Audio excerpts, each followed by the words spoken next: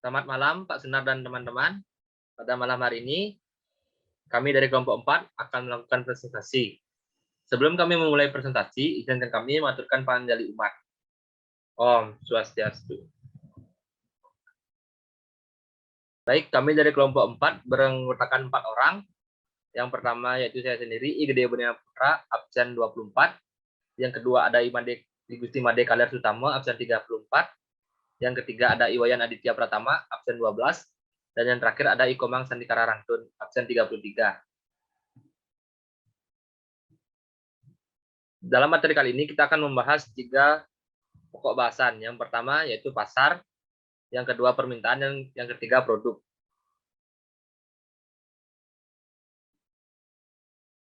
Yang pertama, pasar.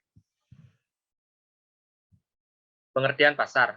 Ada beberapa pendapat menurut para ahli mengenai definisi pasar yang berbeda antara satu dengan yang lainnya, yaitu sebagai berikut. Yang pertama, menurut Kotler dan Armstrong tahun 1999, pasar adalah pembeli yang mempunyai kemampuan akurat dari sebuah benda atau jasa yang penjual akan menawarkan produk atau jasa sebagai gantinya penjual mendapatkan informasi atau uang. Yang kedua, menurut Atep Adia Barata, pasar merupakan tempat bertemunya pembeli dan penjual. Menurut Atep, pertemuannya ini tak harus dilakukan secara langsung. Bisa jadi melalui media tertentu atau perantara.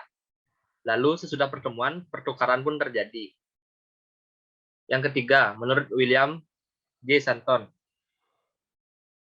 pasar adalah tempat di mana para penjual dapat mempromosikan, mengenalkan, serta mendistribusikan barang atau jasa. Di mana di sana juga ada kumpulan dari sekian banyak warga yang memiliki tujuan untuk mendapatkan rasa puas. Yang keempat, menurut Shimamura, pasar adalah suatu kelompok atau perkumpulan masyarakat untuk membeli barang tertentu dengan keinginan dan kebutuhannya. Next. Fungsi umum pasar. Pasar mempunyai fungsi umum yang cukup penting dalam kehidupan sehari-hari. Dari kegiatan jual beli hingga ikon dari suatu wilayah. Berikut merupakan beberapa fungsi dari pasar yang ada di tengah kalangan masyarakat di berbagai belahan dunia, yaitu sebagai berikut. Bertemunya pembeli bersama barang atau jasa yang dibutuhkan. Yang kedua, sebagai pencaharian masyarakat. Yang ketiga, untuk menjaga stabilitas. Dan yang terakhir, untuk meningkatkan perekonomian masyarakat.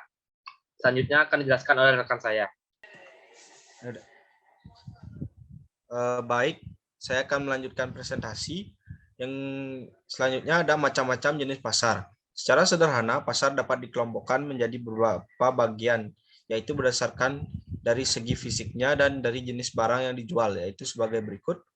Berdasarkan segi fisiknya, yang pertama ada pasar tradisional, pasar tidak nyata atau abstrak, pasar raya, pasar nyata atau konkret, toko serba ada, dan toko swalayan. Berdasarkan jenis barang yang dijual, yang pertama ada pasar ikan, pasar buah-buahan, pasar sayuran, dan yang terakhir pasar barang perhiasan. Yang kedua ada permintaan. Pengertian permintaan. Menurut ilmu ekonomi, permintaan adalah berbagai jenis dan jumlah barang dan jasa yang diminta pembeli pada berbagai kemungkinan harga dalam periode tertentu di pasar. Menurut Wijaya, permintaan menunjukkan berbagai jumlah suatu produk yang para konsumen ingin dan mampu membeli pada berbagai tingkat harga yang mungkin selama suatu periode waktu tertentu. Sedangkan menurut Winardi, permintaan merupakan jumlah barang yang sanggup dibeli oleh para pembeli pada saat tertentu dengan harga yang berlaku pada saat itu. Definisi lain mengatakan permintaan dalam terminologi ekonomi adalah jumlah yang diinginkan dan dapat dibeli konsumen dari pasar pada berbagai tingkat harga. Permintaan adalah sejumlah barang yang dibeli atau diminta pada suatu harga dan waktu tertentu atau sesuatu yang diinginkan oleh seseorang untuk dimiliki agar dapat memenuhi kebutuhan hidupnya. Permintaan menunjukkan banyaknya jumlah barang yang diminta pada suatu pasar tertentu dengan tingkat harga tertentu pada tingkat pendapatan tertentu dan dalam periode tertentu.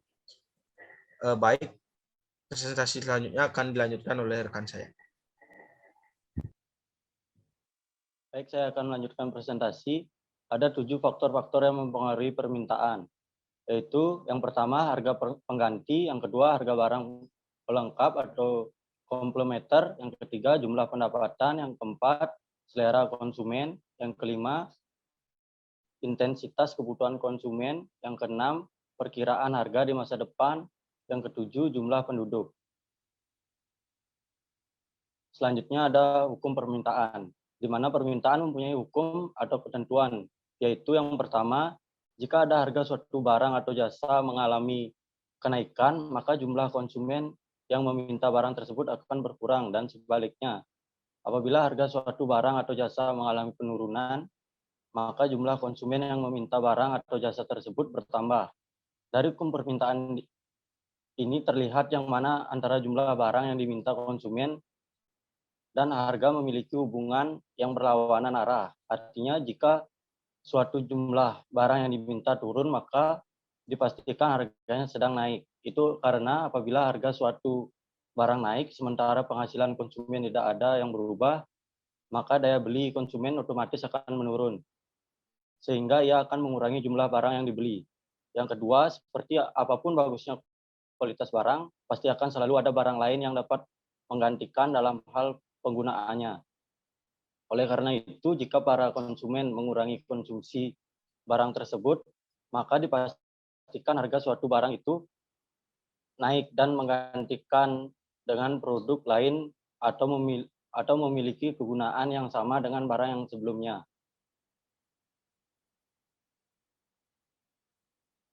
Selanjutnya ada mekanisme pasar permintaan.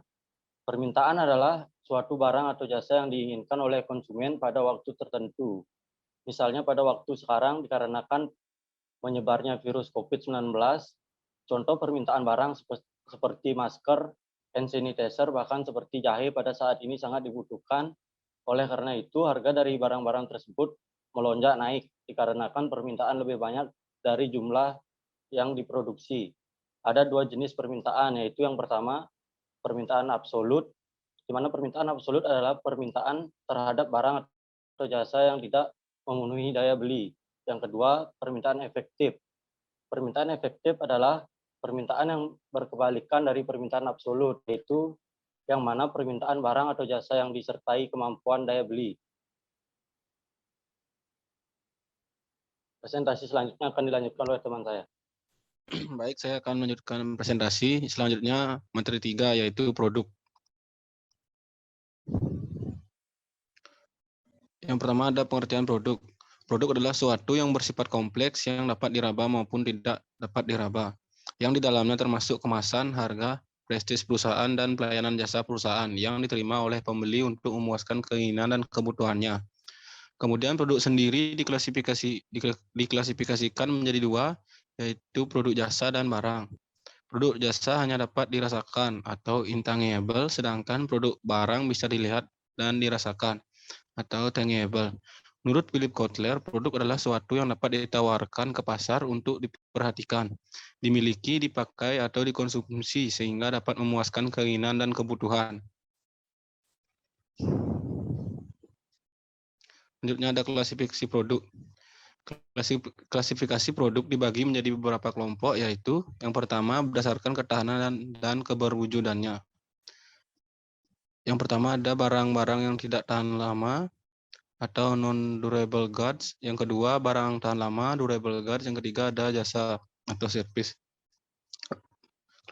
Klasifikasi produk berdasarkan konsumen.